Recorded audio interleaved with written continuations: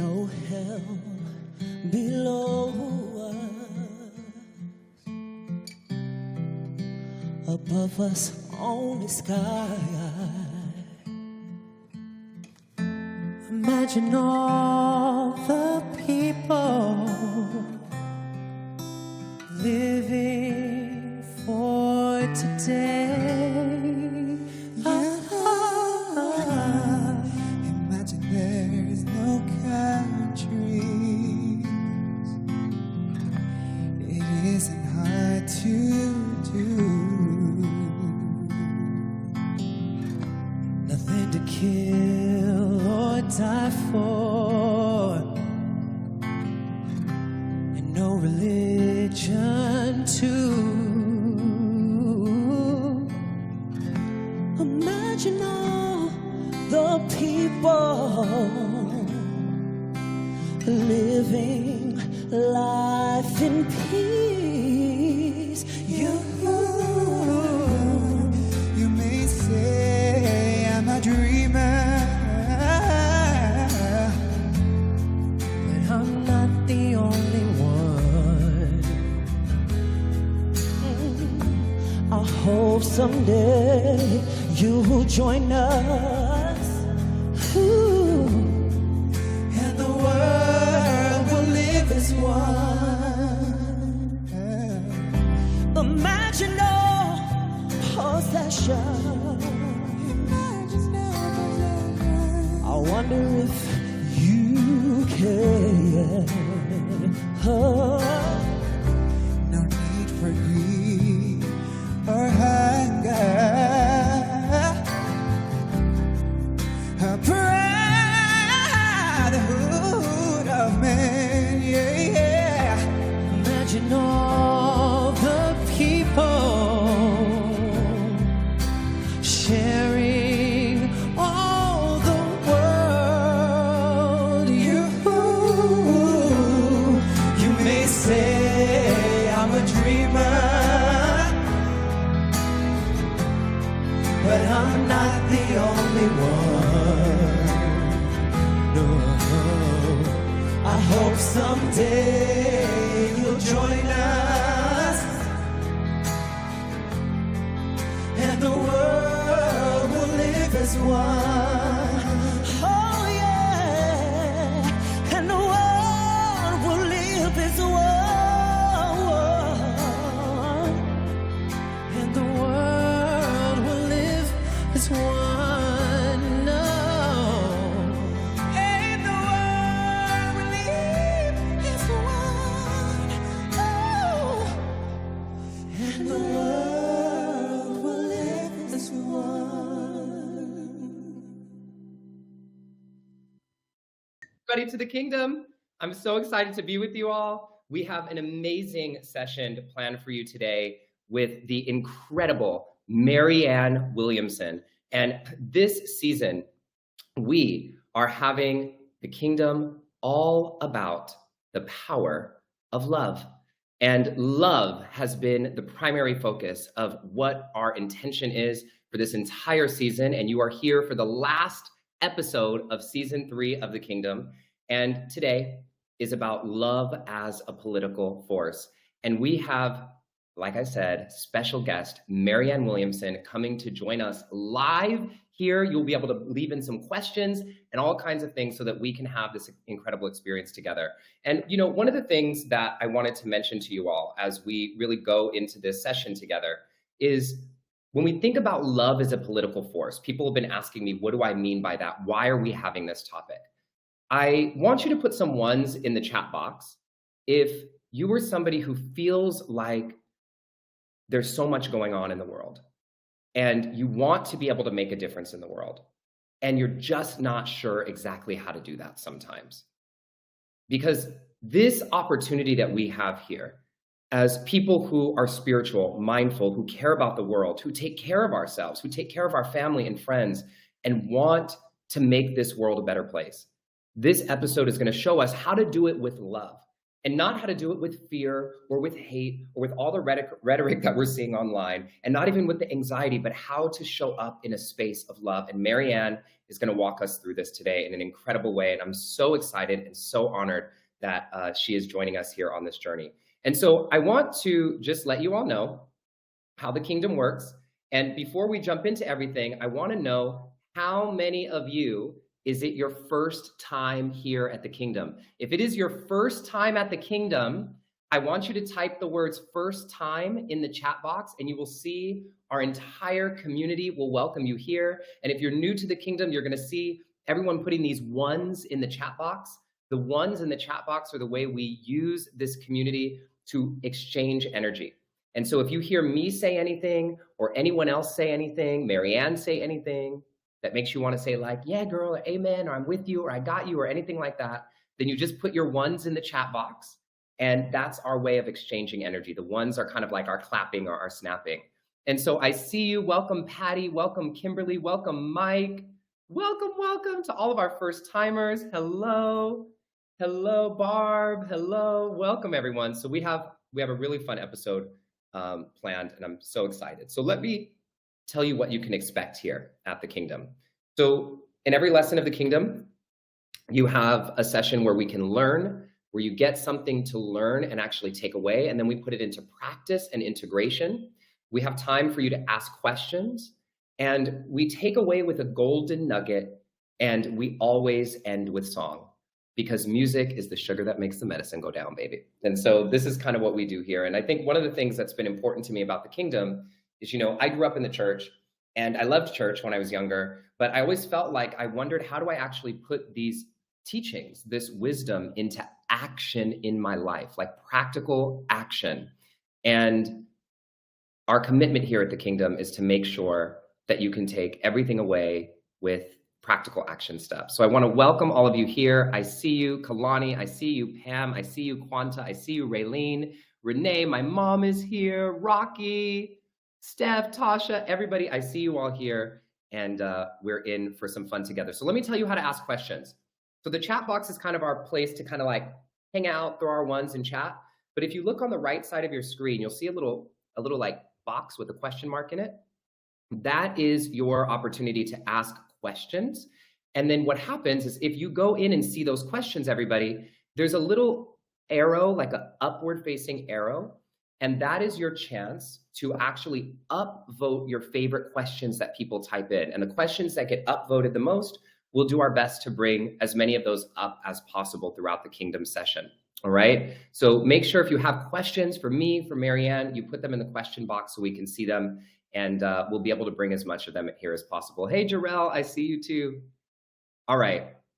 So now, with all of that being said, one of the most important things that I think all of you need to know is not what is the kingdom, but really who is the kingdom, because the kingdom is and has been a community. And so here to share with us our kingdom manifesto is one of our certified transformational leaders and meditation teachers who just graduated from our latest teacher training, Alonzo. Welcome Alonzo to the stage, everyone.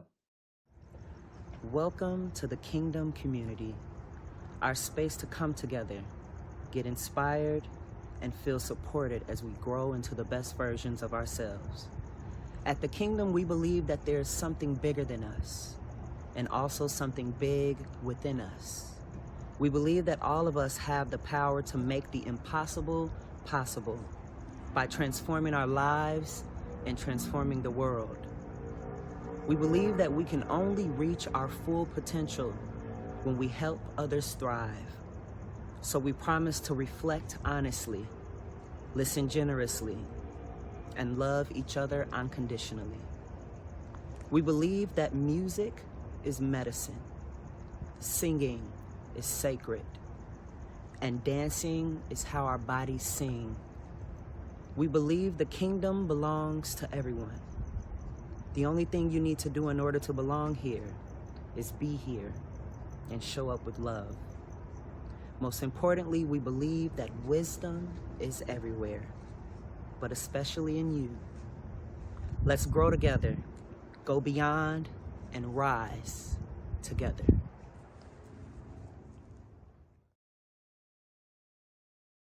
So give it up for Alonzo, everybody. This is Alonzo from the Kingdom community. So I just want to test one thing because something weird is happening with my sound.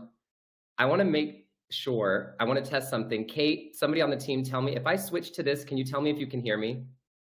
Check, Sure. check, check. Can you hear me still now or no? Yes. And it sounds good? Mm-hmm.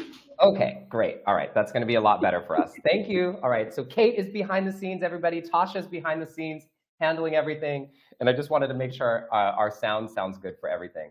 All right, so Kingdom family, we have a couple things that I want to talk to you about, okay? A few announcements, and then something special that is kind of a big deal that I want to share with you and really important. So I want you to pay attention very closely, okay?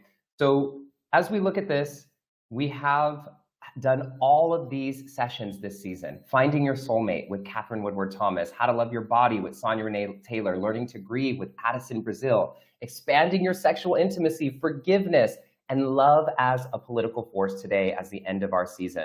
There's a few things before we get going in today's session that I wanted to make sure you all know about. Our next cohort, our third cohort of our teacher training. I know a lot of you have seen me posting about this on social media this week from our second cohort. Our third cohort starts in October 9th.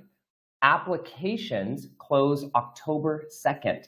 And so you can scan this QR code or go to the link in the chat. It's wecandreambigger.org/training and join our teacher training to become a certified meditation teacher. Now, the next thing is, even if you're not interested in becoming a teacher, we have our 40 Days to Transformation program that our community does a few times a year, starting on October 16th. This is for everybody to help you end the year strong and transform whatever it is that you're needing to transform in your life so that you can take your life to the next level. Every single one of us has something in our lives that we're wanting to deepen or take to the next level, and this program is here to help you do it. We go through it together as a community, and I can't wait to see you there. And then finally, something that's been going on is the Kingdom Book Club. And currently, the Kingdom Book Club is reading Lighter by Young Pueblo. It's on Zoom on Sundays at 9 a.m. Pacific, 12 p.m. Eastern, just before the Kingdom. And if you want to join in on the Kingdom Book Club, you can scan that QR code as well, and that will continue for a long time. The Kingdom Book Club is really amazing. And so now I have to share something really important with you all. Something really, really, really important. And so pay very close attention and place a hand over your heart if you're willing to do that with me. So the Kingdom has been this incredible journey that we've been on for quite some time. And the journey has been so big, I'm gonna put this up on the screen to show what we've created together.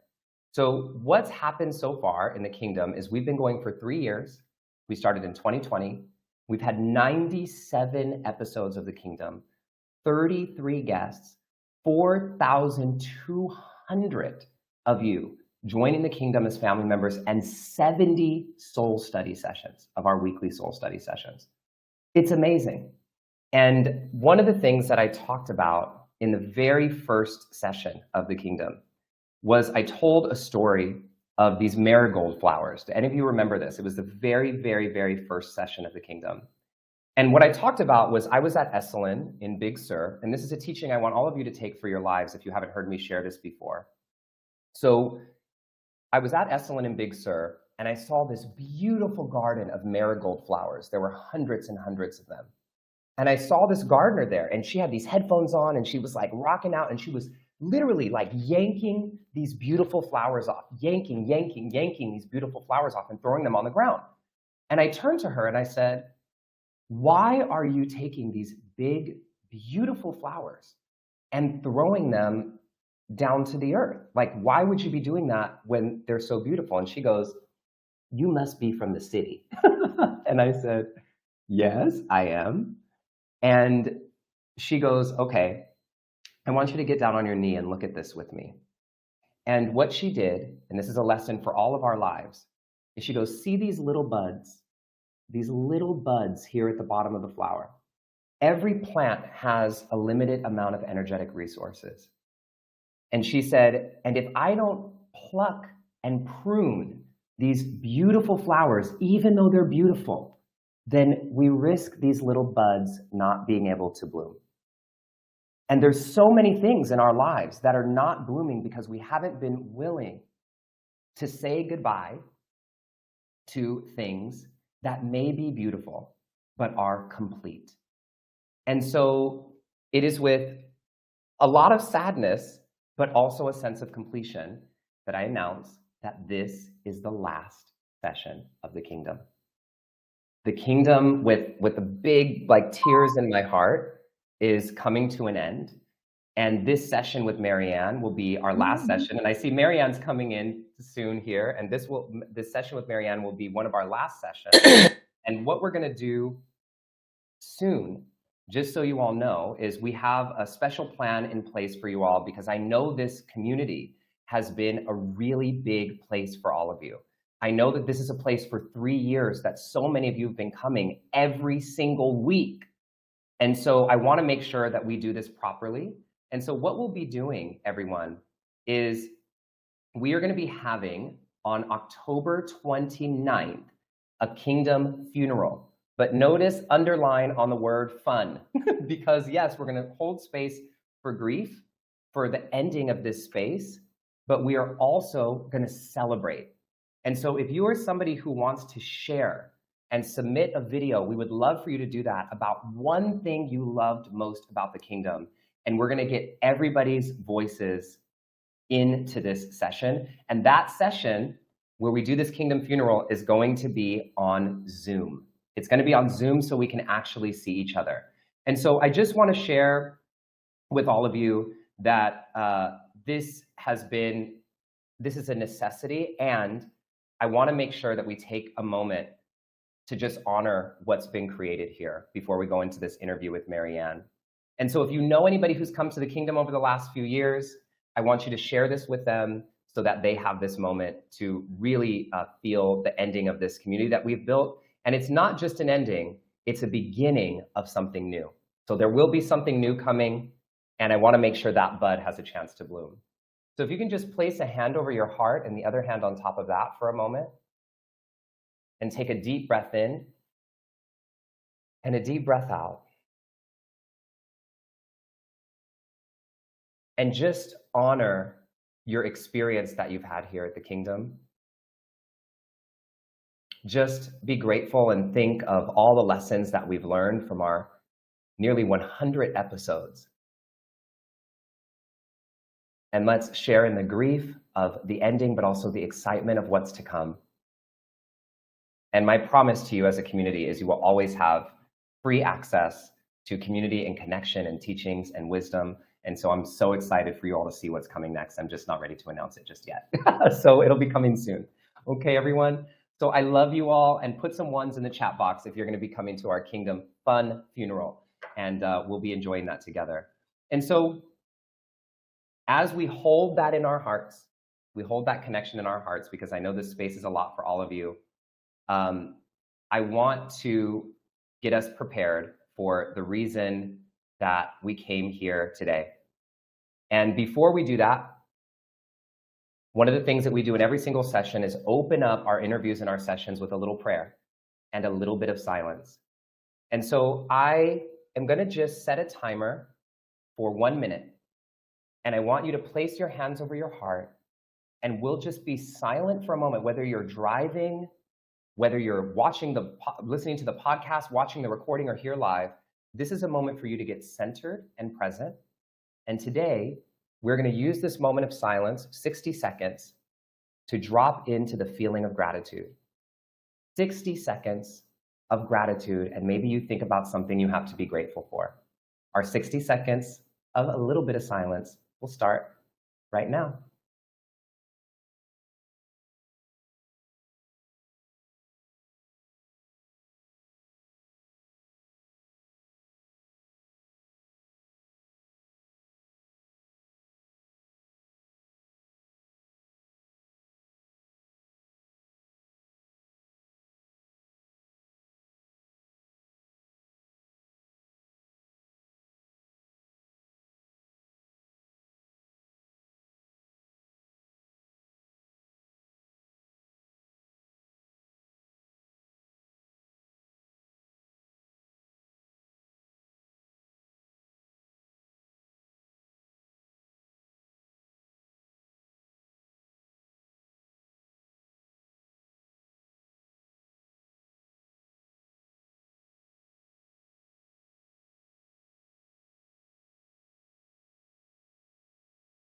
God, Spirit, universe, all that is, all that ever has been, and all that ever will be, we thank you. Thank you for bringing this community together. Thank you for bringing our special guest, Marianne Williamson, here to share with us how to bring love forward as a political force to make change in the world. Thank you for guiding us to this place, for this community that has come together for 3 years, and for the wisdom that we get to share out into the world, into the circles that only we can reach. May we be present, and may each of us take exactly from this session the exact message that we need as an antidote in our heart to be of greater service of love. Thank you, thank you, thank you. We are of service to love, and we are grateful. So it is. Ashe, Aho, Salam, Amen, Shalom, Satnam, Awen, Om. Thank you. All right, everybody. It's about that time. And I have a quote that I'm going to open up this session with. That is a quote from Oprah. Y'all know I love me some Oprah. And it says, I believe that every single event in life happens as an opportunity to choose love over fear. And as we are looking at what's been happening in the world at this time, it's so freaking easy for us to be drowned in fear.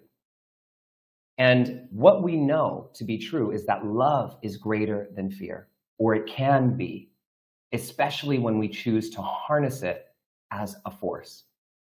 And so I know that so many of us, when we think about love as a political force, so many of us in our communities, our spiritual communities, the reason I really wanted to do this episode with Marianne is so many of us look at our personal growth and self-help as like a me-centered activity. But what we know is that we are connected, and none of us can be well to the highest degree of wellness that we can be, or actually express in the way that we really are meant to in the world, without all of us having the opportunity to be well and thrive. And so I'm so excited for this session because we are going to really get into how to use love as a political force, which is a space that I know so many of us are sometimes afraid to get into. I know I used to be. And now I've learned that this space is a space that we can create massive change thanks to our special guest, Marianne Williamson. And so I'm going to read Marianne's bio so you can hear, for those of you who don't know Marianne, how freaking amazing she is. And then I'll say a little something personal. But I typically don't read bios on here, but I thought, you know what? There's too much magic on here to skip. So I'm going to make sure you can hear how amazing this woman is and what she has done for the world. So Marianne Williamson is a political activist, author, non-denominational spiritual lecturer, and New York Times best-selling author. Her career began in the 1980s, during which time she became deeply involved with HIV and AIDS activism. She's a longtime champion for the LGBTQ+ community. She founded Project Angel Food to deliver meals to the homebound who were unable to shop or cook for themselves. And to date, that charitable organization has served over 16 million meals. Marianne Williamson has been a nonprofit activist throughout her entire career. She's written 15 books, 7 New York Times bestsellers, and 4 of them hit #1. Now, one of the big reasons why I invited Marianne here today has to do with her work running for the Democratic nomination of the President of the United States. And for those of you who don't know, Marianne in 2020, I'm sure all of you know, ran for the Democratic nomination of the President of the United States and is now a candidate challenging the candidacies of President Biden and Robert F. Kennedy Jr. And as an essential part of her platform, and this is what I love about Marianne's platform, she proposes a 21st century economic bill of rights, a Department of Peace. So we're not just waging war, we're also waging peace, reparations for slavery, a Department of Children and Youth, and a just transition from a dirty to a clean economy. A progressive Democrat, Marianne proposes a new economic beginning, including universal health care, tuition-free college and tech school, and a guaranteed living wage. Now, I want to tell you all, as I bring Marianne on stage, Marianne, I'm going to just bring you up here so I can just honor you as you come and share here with us today, that you are who inspired me to actually say yes to get into the political sphere. I was one of these people who was love and light. We just need to focus on myself. I create my reality. I don't want to watch the news. I don't want to get involved in negativity. And when I heard you talk about politics, it showed me that the power of what we can do with our spiritual practices is so limited if we don't include it in the political space. So I just want to personally thank you and welcome you to the Kingdom community today. Well, thank you. Thank you very, very much. I'm honored to have played any part in your journey at all, as you were playing such a significant part in the journey of others. And I'm grateful to you for giving me this opportunity to be here with you today. Thank you, Marianne. Thank you for making the time to be here. So, especially while you're out here running for president of the United States. It's a big deal. And, one of the things that I want to start with, Marianne, is we've talked about for this whole season, we've talked about love, right? But before we talk about love as a political force, I think we've spent so much time this season defining love. Can you help us actually define politics? And I think most people get wrong about this.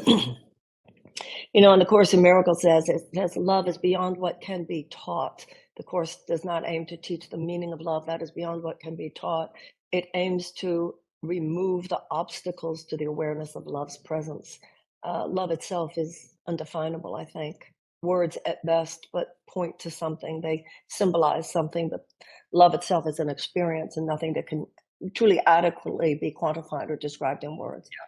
Politics is very interesting in that the way it is perceived today is in many ways very different than what the root of the word means and what it should mean in our lives. The root of the word politics comes from politeia, and politeia means of the people. Mm-hmm. Now, when we think of politics today, because this is what it has become in our society, it's something removed. And it's not only something removed from a lot of our human experience in a way that is undemocratic, but it has been placed into the hands of a kind of political class. That is the opposite of what democratic politics should be. And I'm saying democratic like from a small d, as in a democracy. Right. Politics is our collective behavior. So let's say you're standing on a street corner and there's a car accident, right, that happens near you. You say to yourself, what should I do? What should I do? Do I call 911 immediately, or do I run over to the car and see if I can help? What do I do? Right. But if 2 or 3 of us are standing on the corner and we see that, we would ask, what should we do? What should we do? And one person might say, okay, I'm going to call the police. You run over there and see if you can help. Somebody else might say, okay, and I'll run into that house over there and see if anybody can come. Maybe there's a doctor. There are some times in life where the question isn't just what do I do, but what do we do? And in politics, you're talking about our shared money. That's what our tax dollars are. So not only in your own life do you say, how should I spend my money? And also you realize how you spend your money is an expression of your values. Right. So politics is also where we say, okay, how do we spend our money? That's what the U.S. Treasury is. How do we spend our money? Do we do it just to help big corporations get richer and subsidize them? Or are we going to use that money to make sure no child in America goes hungry, that every child is educated? That to me is what politics is. And if you remove politics from that deep, gritty level of our actual human experience, then it becomes something that it should not be, and that actually ends up doing more harm than good to the average person living in a society. Yeah, I feel that, and I think, one of the questions that I've been so excited from when we first thought of this episode, theme to ask you is, I feel like when a lot of people hear love as a political force, now understanding politics as of the people, right? People often think when they hear love and politics as weakness, kind of turning the other cheek. And what I hear from people all the time, is even and especially in activist communities, is, well, when people do these deplorable things, when other people are being so hateful, why should I be loving? How could I be loving when these people are acting this way? So what does it actually look like to fight back against these ideas that are intolerable, in Okay. a loving Okay. way, you know? Okay. First of all, let's look at a little history here. I think knowing some history is really helpful here. Mahatma Gandhi articulated the principles of nonviolence, political nonviolence. He said there is an inner light within every man, woman, and child, and that this inner light can be harnessed for purposes that heal not only personal relationships, but economic, social, and political relationships as well. Right. With that philosophy, he led the Indian independence movement, which was able to bloodlessly remove the British Empire from India. Martin Luther King went to India. He studied the principles of nonviolence as articulated by Gandhi, and he brought them back to the United States for application to the civil rights movement in the 1960s. Segregation was definitely hatred, bigotry, and racism harnessed for political purposes, Right. institutionalized for the purposes of suppression of Black people in the American South. So you might say, how does love override that? And yet the power of the civil rights movement was that it was based on the power of love. And Martin Luther King made teaching the principles of nonviolence absolutely core to the message of the civil rights movement. Now, you might say, what was the practical benefit of this? Right. The absolute nonviolent heroism of Dr. King and the civil rights movement ultimately touched the conscience of America. Right. If that had not occurred, the civil rights movement would not have been a success. The Civil Rights Act would not have been passed. The voting rights would not have been passed.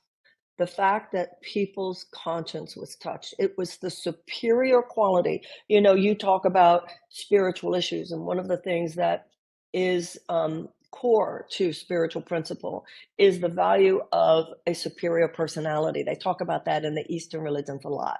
The issue of Dr. King was his superior personality. It was what he stood for. His refusal to hate those who hated him, his refusal to go there. He used to say, God didn't tell me I have to like my enemies. He just said I have to love them. Right. And so what King said about Gandhi was that he was the first person in human history to take the love ethic of Jesus. Now, it's kind of ironic that King called it the love ethic of Jesus, because Gandhi would have just called it the love ethic at the heart of all the great religions, but he was a Hindu, right? Right. The love ethic of Jesus, he said, and took it beyond personal interaction to turn it into a broad scale social force for good. Remember, at the civil rights marches, they sang, "We shall overcome." Jesus, be of good cheer, I have overcome the world. So you don't fight, you overcome. Jesus didn't say on the cross, be of good cheer, I have fixed everything. He didn't say, be of good cheer, I've fought off the bastards. He said, be of good cheer, I have overcome, I have risen. I have risen to a level where there is such a consciousness of light that darkness cannot be. There is such a consciousness of love that fear cannot reside. That's the metaphysical issue here, that love is to fear what light is to darkness. And when there's a light, there simply cannot be darkness. And when there is enough love, when there's a critical mass of people who are it's where you're coming from. Are you coming from just to fight corporatism and corporate tyranny and the old way of doing things and the economic injustice? No, no, no. You are standing in love and honor of your ancestors. You're standing in love and devotion and honor of your descendants. You're standing in love for the possibilities of a society where there genuinely is the freedom to self-actualize. You love the possibility that you are claiming. Yeah. And you, to the best of your ability, and let me tell you something, Justin, I know it's hard. You refuse to hate those who lie about you, who attack you, who do whatever to block this. And if we hold hands and we do this together, we will do in our time what Gandhi did, what King did. You know, if you look at the early abolitionist movement among white Americans, it emerged from early evangelical churches in New Hampshire.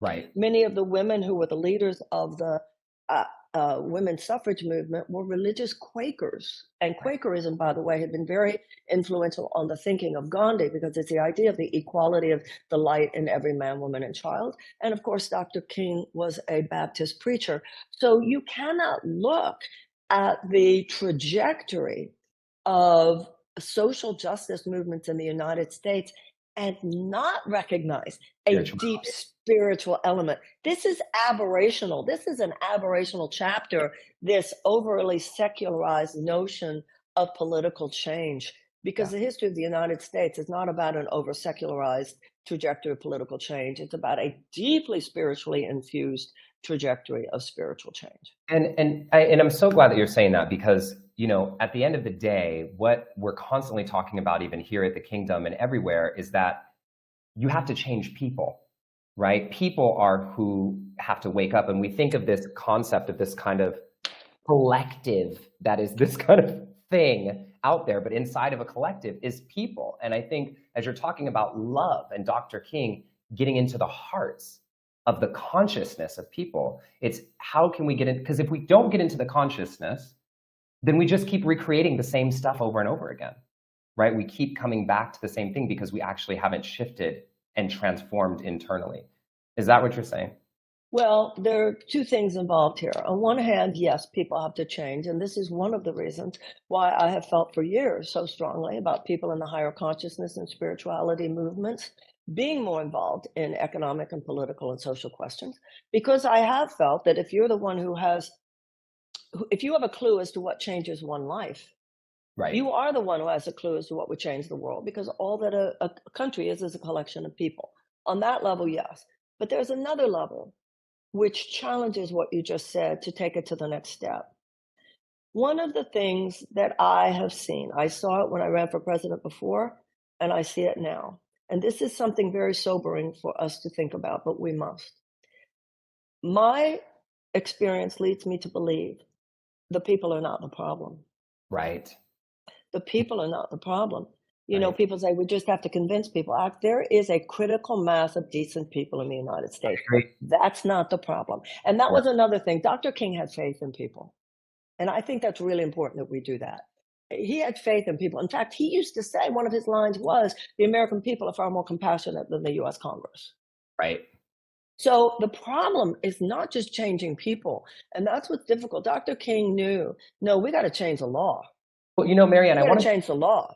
I want to say in here really quick, like, I'm so glad that you're saying this, because in my experience, right, as a Black queer man who's traveled all over this country, I'm biracial. I grew up in a family that's half white, who I have in Alabama, who voted for Trump, you know, like all over. And I've traveled everywhere. And my experience, my actual experience, which I know is not the truth, but it's what my experience has been, is that most people are good. Absolutely. And most people love and want to do better and will show up for conversation, show up with an open heart. And that is as true in the United States as in any other country. We must have faith in one another. We've got to come out of our silos. We've got to check our own judgments, our own smug, arrogant belief that we know and they don't know. And that's just got to stop, because that is an artificially created dichotomy. Right. And it's keeping us from the kind of true, genuine spiritual solidarity that we need at this time. I agree with you entirely. And that's why we have to face the fact that the problem is not changing the minds of people. And I have to tell you something. I think the higher consciousness and spiritual community, yourself included, has a lot to feel good about over the last few decades. These ideas have been mainstream, but now we need to face the resistance of what is essentially a political media industrial complex. So that's what you're identifying as the problem, the political media industrial complex versus the people. Well, the problem is corporate greed. The problem is institutionalized corporate greed. But the political media industrial complex at this point is part of the matrix of corporate power and enables that corporate greed. So And can you in too many cases, could you break that down for people a little bit, Marianne? Because people who are not involved, not watching the news, not watching, how does Okay. that work and matter? Okay, I'll be Yeah. glad to do that. If I may, let's go back a little bit to the beginning because I think history really helps us here. Just like when you go to therapy and you look at your parents and you learn where you are in a much more powerful way when you understand what came before. Yep. Okay, so in 1776, the Declaration of Independence was signed. The Declaration of Independence is not just a profound political document, it's a profound moral document. It has to do with the spiritual evolution of the human race because it said that God did not just give power to the king. God created all of us equal and that power should be given to everyone and that God gave us rights of life, liberty, and the pursuit of happiness, which you and I would call self-actualization today, the right to self-actualize, that governments are instituted to support that. Right. And that if government's not doing its job, it's the right of the people to alter it or to abolish it. That was profoundly radical in 1776, and it is profoundly radical today. That document, Lincoln said it is an eternal rebuke against forces of tyranny. Okay, 56 men signed the Declaration of Independence.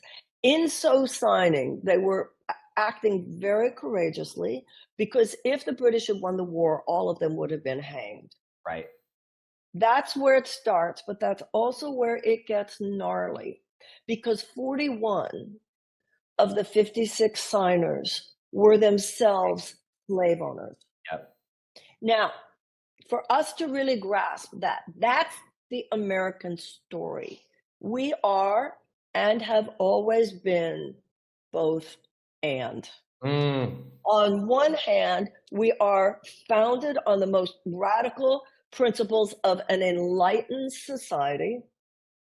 And from the beginning, and by the way, filled with people willing to even sacrifice their lives to actualize that ideal. Yep. And we have been imbued with forces from the very beginning who, for their own ideological and or financial purposes, had no intention whatsoever of seeing those principles universally applied and have proven time and time again that they would go to the most atrocious lengths to make sure that they were not. Right. Now, if you look at it through time, every generation up to and including ours has lived out that struggle. Right. Over time, we have tended to self-correct. The moral arc of the universe, long, but it bends towards justice. We responded to slavery with abolition, the Civil War. We responded to the institutionalized suppression of women with the 19th Amendment, granting women the right to vote. We responded to the financial overreach of the Gilded Age with the establishment of labor, organized labor. We responded to segregation with the civil rights movement. The point is, it's our turn now. Right. And what we are dealing with now is not one particular institution that represents that ideological and financial resistance to genuine liberty for all. We are dealing with an economic paradigm. Yes. And that economic paradigm has been ascendant now for about 50 years. It's called by many names. You can call it neoliberalism, you can call it corporatism, you can call it trickle-down economics.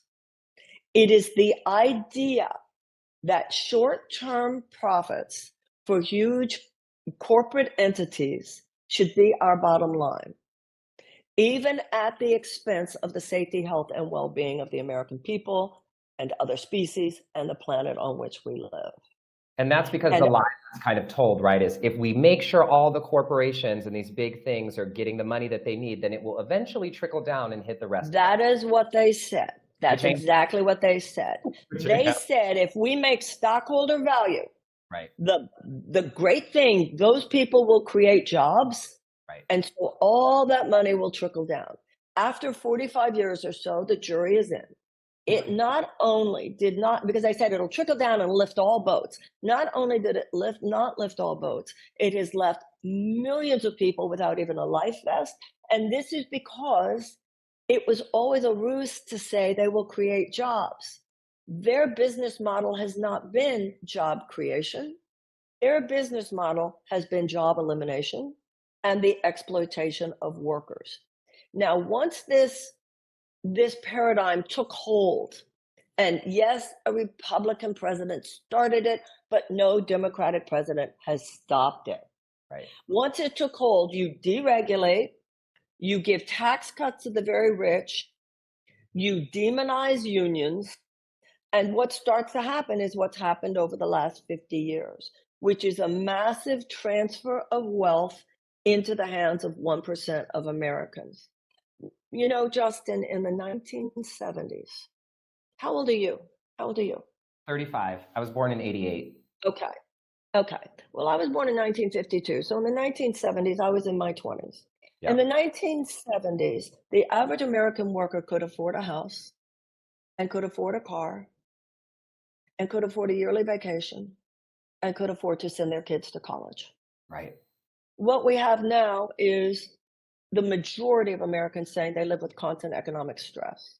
Now, several years ago, the Supreme Court came up with a decision that I think one day will be seen as one of the worst Supreme Court decisions in our history, which was called Citizens United.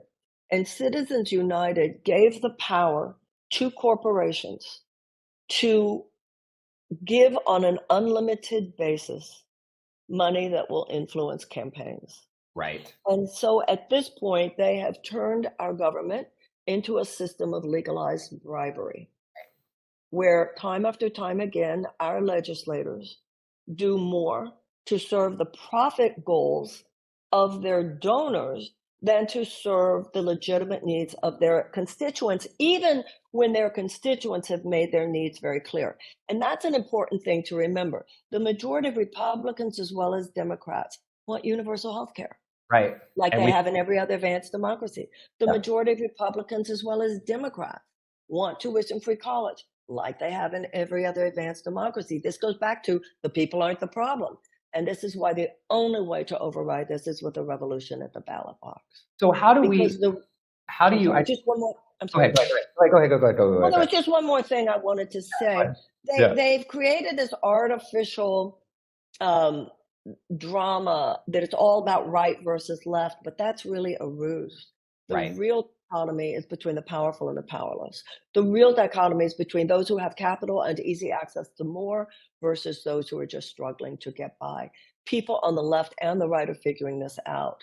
People, just like you were talking about your family, people on the left and the right are realizing that if you are a worker being screwed, you're being screwed by the same people, whether you're on the left or the right. Right. Amen. And you know, I think one of the things that I've been wondering, so like to pull this into, I have like 3 questions all at once from everything you just said. Okay, so I'm going to start with my first one and then I'll go to my second one. So first one is, when we think about individual people who are believing in this story of left versus right, you versus me, you know, you're a Democrat, you're a Trumper, you're this, you're that, and people get into that story. So like, an example, you know, I have my book coming out that you know about, How We Ended Racism, which is a book all about love, right? And we were posting something about it online. I mean, it was like a most loving post talking about how we're coming together as conservatives and liberals to end this thing.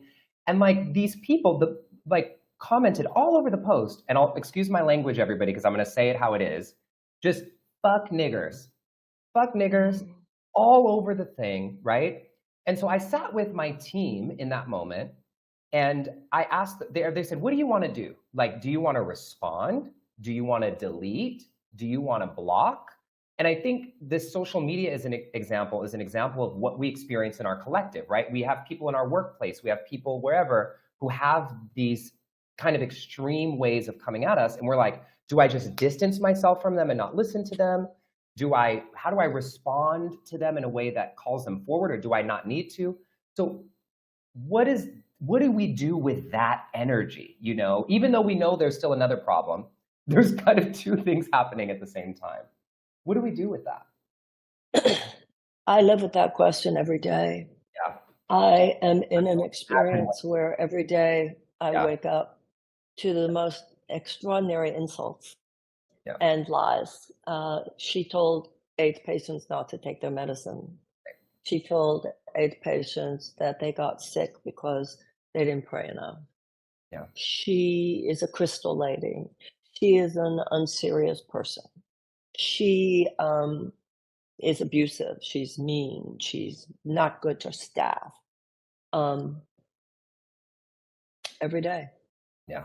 And I live with the question that you said, because in the last campaign, I did come out of it thinking, every time they said that, I should have gotten on Facebook and responded. But you know what? It's hard. Right. You know, in the Course in Miracles says, in my defenselessness, my safety lies. If you respond every time, you start to appear whiny and defensive.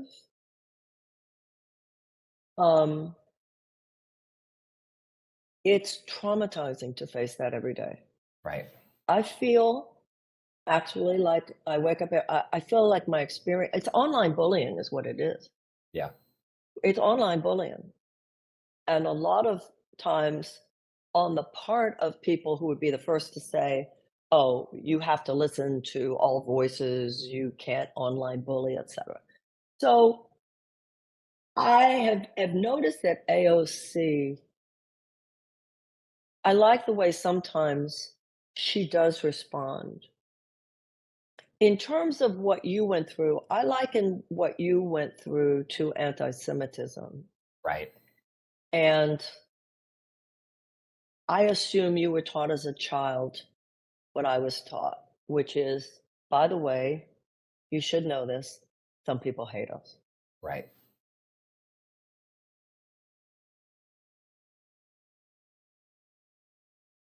Yeah. But I think that's all the more reason, you know, one of the things I feel on a spiritual journey, we have to honor our incarnation.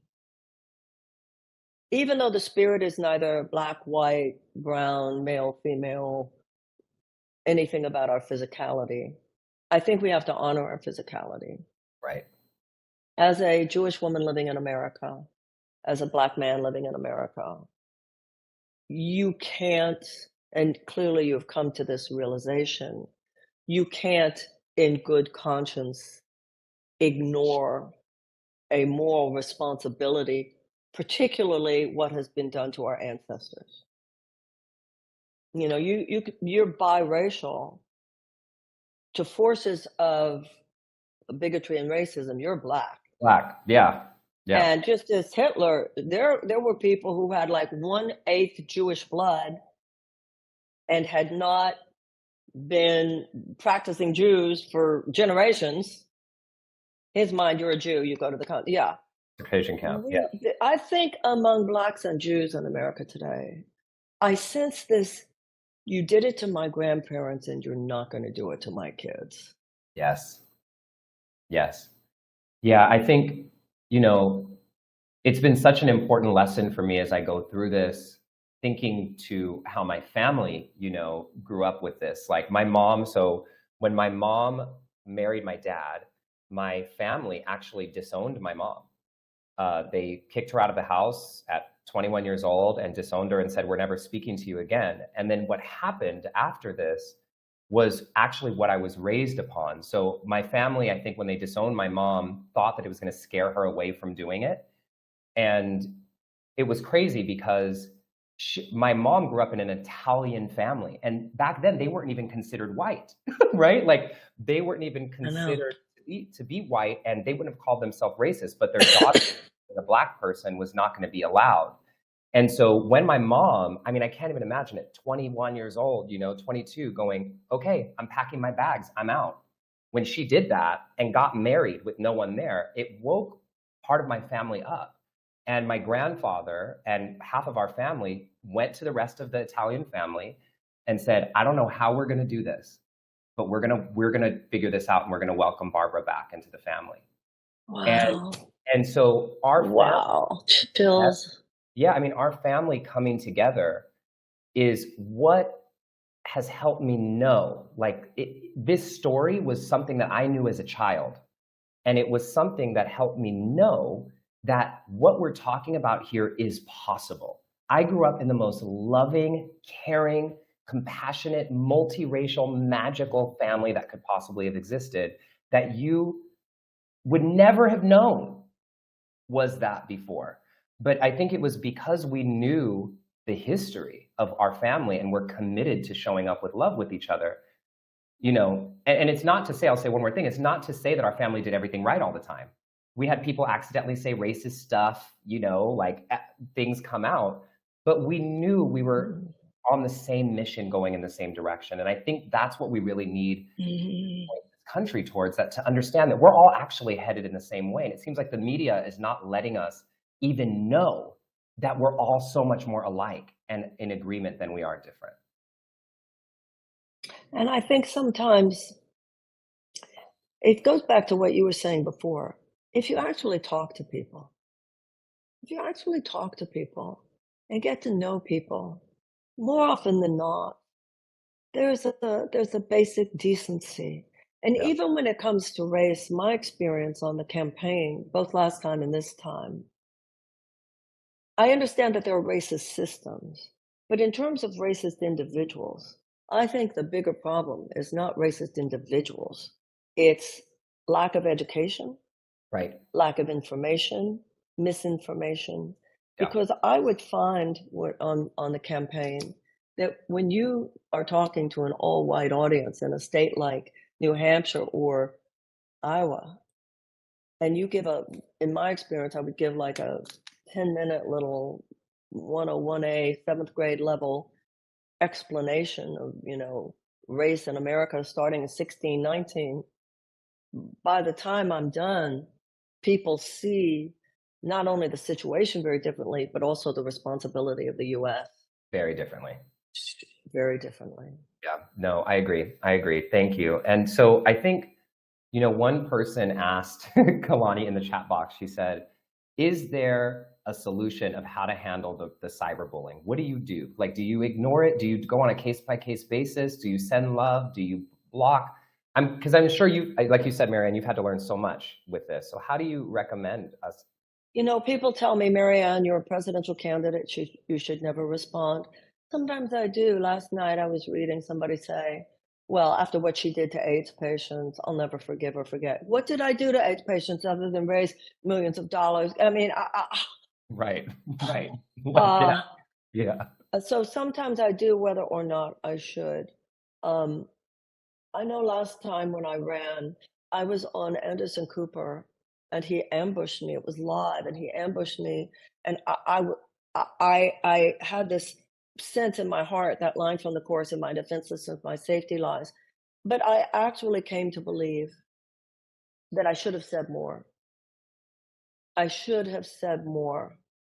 Because as someone else said to me later, Marianne, if you couldn't take on Anderson Cooper, why should we think you have what it takes to take on Vladimir Putin?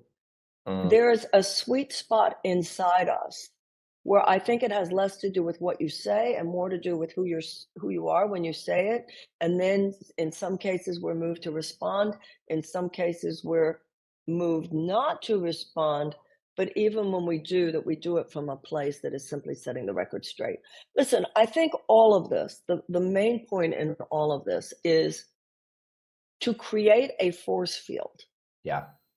To create so much love on the internet, so much love in policies, in all the ways that you said. Answer the lies with a greater truth. Yeah. Donald Trump tells some big lies. We need to tell some big truths, such as there's 1 in 4 Americans living with medical debt. This is unacceptable. We have the highest the highest poverty rate in any advanced democracy. That is unacceptable. There are hungry children in America. That is unacceptable. Yeah. There are people in their 20s loaded down by tens of thousands of dollars of college loan debt, which would be crippling, particularly at that age, who took out those loans for no other reason than that they were told that's the way to close the wage gap and self-actualize. And now they're enchained by these things. Tell that truth. I think we need to worry less about responding to the lies and more about putting out the truth. But we need to put it out as a political alternative to a politics of falsehood, or else nothing's going to fundamentally change. Yes, thank you, Marianne. And so I want to ask the audience who's here a question. And I really would love for you all to type in what comes up for you in the chat box, because this is a really important point, right? Because oftentimes we're constantly thinking of the problem being out there and what's the problem out there that we need to solve. But I'm very curious to know, for those of you here, what keeps you or has kept you from getting involved in politics? What are the things you tell yourself to avoid getting involved? And when I asked this online on social media, the top 4 responses I got were, the issue is too big for me to solve by myself. Politics are corrupt, there's no point. I don't have enough time. And my own life is hard enough as it is. These were the 4 top responses that I got. And as I'm seeing the rest of you type into the chat right now, I want to have you say, what has kept you from getting involved? So my mom is here right now, Marianne, which is great. She says knowledge and truth. Let's see more coming in. So I guess, Marianne, you know, as people are typing this in, how do we overcome? I mean, because these are big things to overcome. How do we step into the political space when people have these beliefs, right? Like, it's too big, it's corrupt, there's not enough time, my own life is hard enough? Because I think those things are all going to stay true, but we also need to get involved in the political space. So how do we balance this out? What do you say to this? I think Americans, including all the people who would say that, need to think about what it is to be a woman in Afghanistan,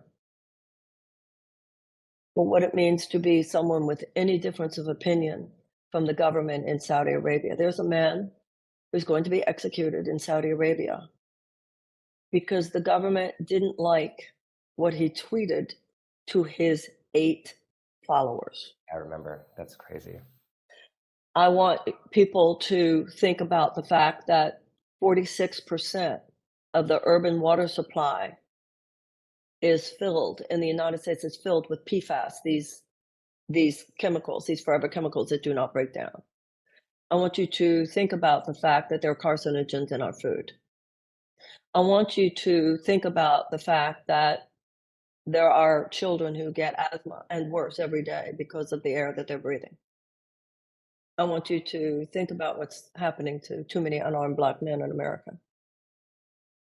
I want you to think about the fact that 1 in 4 Americans live with medical debt. Yeah. Go there. And then tell me I don't have time. Right. We have to not indulge this in ourselves. We have to not indulge this in each other. Yeah. We have to toughen up. This is serious now. And when you have neo-authoritarian impulses that ban books, that don't want American children to learn about our racial history, that limit the rights of women, this has simply gone too far for us to be willing to indulge that kind of thinking. Now, sometimes, Justin, people tell me that it's kind of traumatizing. Yeah. All this is kind of traumatizing. To that I say, don't you think the people who walked across the bridge at Selma were traumatized? Right. Our ancestors faced dogs and hoses. We absolutely must mature to the meaning of this moment. Yeah. I am feeling, you know, love. And you coming to this point of love, and even when you're talking about responding to like cyber bullies or, you know, anybody really in the world, it's about who we're being when we respond. Can we connect into the force of love and not just fight against what this person is saying, but actually stand for what we love in our response to people? I think it's the same question. And it reminds me of my interview with you a couple of years ago, like when we talk about, well, what would love do? If love saw these, you know, starving children, It's very practical. it's easy. What would It's love? very practical. You give people health care. Yeah, That's what love does. When people don't have health care and you're the richest country in the world, you give them health care. When Yeah. people are loaded down and they don't know how to send their kids to college, and these kids just want to self-actualize, what would love do? Tuition-free college and tech school like they have in every other advanced democracy. What would love do? Cancel those college loan debts. What would love do? Give people raise it to a living wage. You have Yeah. 1/3 of America's workforce living on less than $15 an hour. Half of those people cannot find a place to live. There are people working full time, living in their cars. Yeah. What would love do is a very practical question. If you and I see one person, if you and I were in a restaurant, let's say we're having dinner, and at a table next to us, somebody falls over. They could be having a heart attack. They could have choked. What would love do? Immediately call 911. Immediately give, give whatever that person needs to that person. Right. It's real practical. What does love do? You don't ignore human suffering. And there is no spiritual or religious tradition that gives any of us a pass on addressing the suffering of other human beings. Yeah. Every time they talk about data, you talk about despair. They don't want, they have come up with this transactional, managerial, political conversation, which, as you mentioned before, is corrupt. Yeah. It's corrupt because it has no ethical or moral core. But what a lot of people done over the last few decades is it's so toxic, I don't want anything to do with it. But then if we just walk away from it, what has happened is it's just become more toxic because it's become more dominated by those forces. Now, a lot of people say, I know it's time, we all have to get back in, but I don't know what portal to enter. And I hope that people feel that my campaign is a portal to enter. Because we have to have a revolution of love at the ballot box. Yes. Or else, if our revolution of love is only peripheral to the actual power centers, then yes, those of us who have the luxury of things like what we're doing right now is fine, but that won't do anything for the hungry child. No, and you know what? David in the chat box just said this. He said, "Imagine, all of us who feel too busy to get involved now. If things don't get better, soon they'll get worse, and not having time is going to be the least of our issues." That's right. It's going to be the least of your issues. Yeah, it's not. Thank you for saying that, David. So, this is really important. I think, everybody, remember in the question section here, I'd love to be able to ask a couple of your questions. In the question section here, you can type in your questions and or upvote any other questions that any of you have for Marianne, and I'll do my best to bring in the ones that feel relevant. And Kitty, I'd like to say something to that question from that person named Kitty. Oh, let's see. I didn't see it. So Kitty, this is the deal. If you just vote for a status quo candidate, then your vote doesn't matter as much as it should. Now, the Democrats definitely better, but still they're within the corporatist Democrats are still within the context of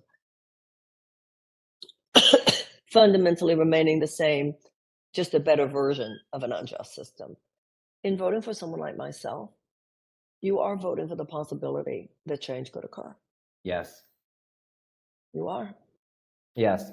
I believe this wholeheartedly. I mean, I think, a lot of people say this like, oh, well, I'm not going to waste my vote because this is never going to happen. I'm not going to. It's a primary. Eighth grade civics. Yeah. Can you say about a Trump voter that their vote didn't count? Mhm. Damn right it counted.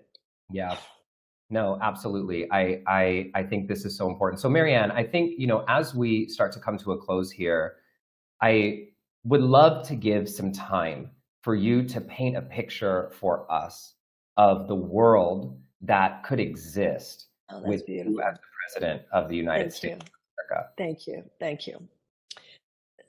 Things have gone awry, and economic principles, soulless economic principles, have replaced democracy and humanitarian values as our governing principle. This is very dangerous, and we're not going to be able to fix it in 1 year. I think we're going to need a generation. It's going to take a generation to turn this ship around. But we are headed for the iceberg here, Right. and we must turn it around. If I'm president, I will not have a magic wand. No president does or should. It's not like if I'm president, the minute I get there, next week you're going to have universal health care and you're going to have all of that stuff. I will not be able to in my term, and I only think I should be there for 1 term, actually. And I want to say that, I want you to know why. Yeah. What I want to do as president, you wouldn't even think of doing if you were even spending 1 second wondering if you could get reelected. That's number one. And number two, someone my age should not be elected president 4 years from now. Mm. So I want to go in there for 4 years. I always say chiropractic adjustment for this country. We need the heart back in our government. We need some spine back in our people. I would not be able to turn the ship around entirely in 4 years. If you give me that power, I think I can get us around the curve. Yeah. I can get us around the curve and then hand it over to a younger generation who will be ready. And I think part of what my presidency will do is it will be a kind of space of incubation for a lot of younger people, such as yourself, Justin, to prepare for ownership of the level of power when that baton is passed. Yeah. And from universal health care to tuition-free college and tech school to complete cancellation of the college loan debt to declaring a climate emergency to ramping down fossil fuel extraction rather than ramping it up as it is right now, to declaring a Department of Peace, Department of Children and Youth, and ending the drug war. Yes. It is time to end the drug war. I can't necessarily achieve all of those things in full in 4 years, but I can get them started. Yeah. And I can get them started and grounded and foundational enough that I think the next generation could take it from there, and I will have helped prepare the ground for their full actualization. Mm. John F. Kennedy said, if we do not end war, war will end us. We need to imagine a world without war in 100 years and then reverse engineer from there. And for people who say that that's naive, to think that we can bring love, as Gandhi did, as Dr. King did, to bear on political issues in a way that truly transforms things. They say I'm naive. I'll tell you what's naive. What's naive is thinking we're even going to survive as a species for another 100 years if we don't at least try. Yeah. So we need a revolution at the ballot box, and if we decide to wage it, given the fact that the agenda that I'm talking about here is the agenda agreed with by the majority of people, we can pull off a political miracle. Our ancestors have pulled off a few of them, and it's our turn now. And it's our turn now. Thank you, Marianne. I just, I have full body, all the things. And I think one of the things that I was like imagining as you were talking, you said we're heading for the iceberg. And it's just enough to make sure. That's right. That's right. Because the corporatists in the Republican Party are going straight for the iceberg. The corporatists, meaning those who, always put the corporate bottom line first, they're moving there more slowly, and we'd hit it at a different angle. Right. Yeah. No, we got to turn this thing around, and we have to do it now. Marianne, what I would love to do, just as we close, I would love, if you'd be okay with it, to guide people through a short guided practice to have them envision this world that we're standing in and look back to see what an action would be today. And before I do that, I want to just put this up for everybody, and everybody's been typing it into the chat box, but I want to make sure you all see this very clearly. that to see Marianne's presidential campaign, to donate to the campaign, to get involved in the campaign, you go to marianne2024.com. You can also scan that QR code, take a screenshot of the QR code, and then click on it later. But definitely to go and do this to support Marianne and this incredible work and book, and cast your vote, because this is the world that I know that we all want to live in and that we all can stand for, and that will create more love in the world and on the planet. And so, Marianne, I'll just take a few minutes just to guide people through a short practice, and maybe you as well, if that's okay, before we sign off. So everybody, if you would take a moment here and just place your hands over your heart, close your eyes if you're comfortable doing that. And we place the hands over the heart, not just as a symbol of prayer and honoring, but actually to release some oxytocin into the bloodstream, which allows us to envision a little bit more easily. And then take a deep breath in and a deep breath out. And now inhale with me for 1, 2, 3. Hold for 1, 2, 3. Exhale 1, 2, 3. Again, inhale 1, 2, 3. Hold for 1, 2, 3. Exhale 1, 2, 3. We're just grounding our nervous systems. One more time. Inhale 1, 2, 3. Hold for 1, 2, 3. Exhale 1, 2, and 3. And now just breathe normally and keep your eyes closed if you're comfortable doing that. Also do this with them open, but try keeping them closed if you can. And I want you to imagine a future version of this planet, of our world, where there is universal health care for all people, where we are thriving as a society, where we have come together in the sake of peace, and where the United States has actually become the beacon and example of peace on the planet that inspires every other country to change their ways, because they see just how incredible it's been for our economy and for our people to create a place of peace and well-being. Take yourself to that future. I want you to imagine a future where everyone has the right to education, where our schools are, as Marianne says, a palace of learning and well-being, where college debt is but a thing of the past and everyone gets the opportunity to explore their gifts and talents and cultivate them to be of service to the greater good, where we each experience purpose and well-being and joy and love, and coming together, holding hands, not despite or because we don't have differences, but with those differences, knowing that we've always been both and that's actually what can make us stronger. Take a moment and just imagine this now, and notice what comes to you. Notice if you're indoor or if you're outdoor as you imagine this vision. Notice if there's anybody there with you or if you're alone. And notice what's happening in this vision that indicates that something's changed. Where have you landed? What's going on around you?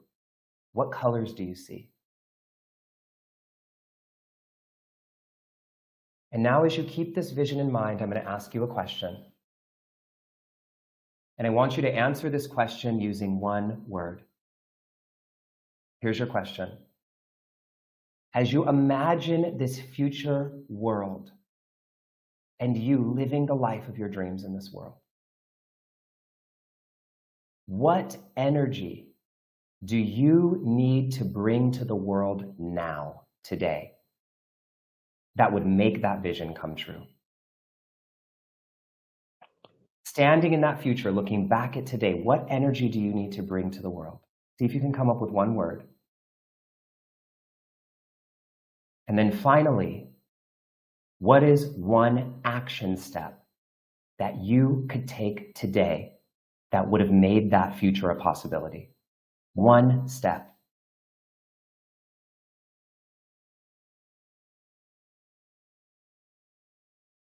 And then we'll close out this vision, imagining Marianne at the helms, blessing her on this journey as she stands as a force of love, as Marianne guides us and turns this ship around the iceberg so we can all experience the freedom and joy and love and possibility that we all deserve.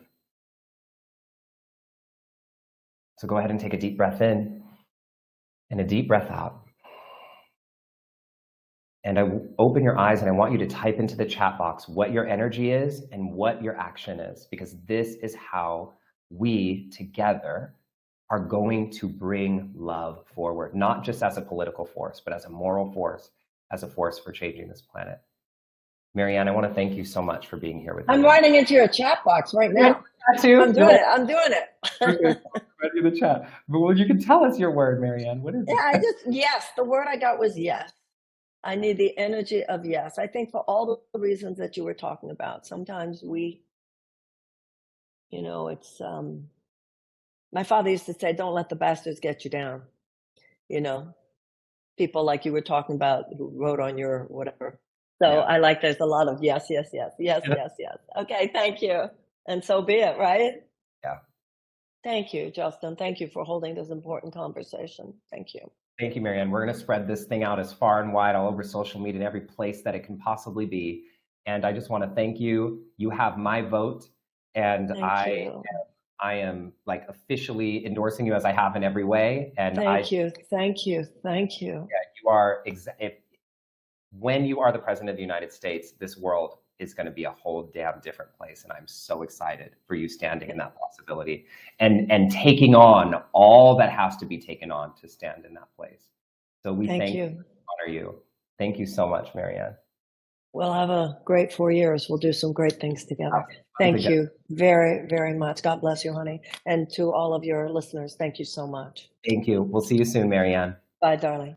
Bye, dear. Everybody, I'm so grateful and so honored that you've joined us on this session of The Kingdom. Again, if you haven't done so already, make sure you go see Marianne's presidential campaign here, marianne2024.com. And, this is pretty wild, y'all. We've had some time here to do a practice. We've had some time to ask questions. And now we end with this one piece, which we end every single kingdom with. And my heart's a little tight because this is our last kingdom.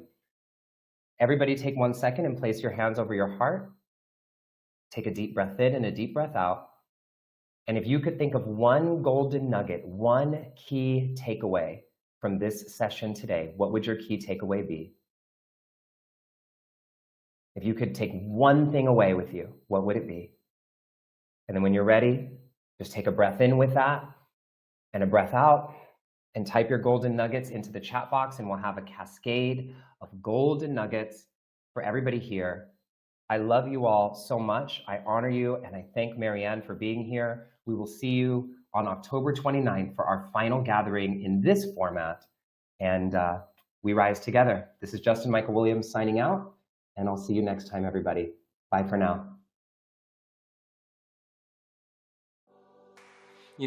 Shit Gets Better is a lot of people's favorite song in my show, and it is the most fun to perform. It's where everyone's dancing and singing and shouting and singing along and just remembering that no matter what we go through, no matter who we are, no matter who we love, that we're going to go through stuff in our lives. It doesn't matter how much we work on ourselves, we're going to go through stuff in our lives. But it gets better. When everything is on top of me and I feel I cannot breathe, my glass is empty, I need a drink, a shot of sobriety. And when the night gets darker, so black is torture. And when the fight gets harder, we must get stronger. Hey, ha, ha, ha. No, it ain't seen nothing. Shit gets better. Ain't seen nothing. Ain't seen nothing.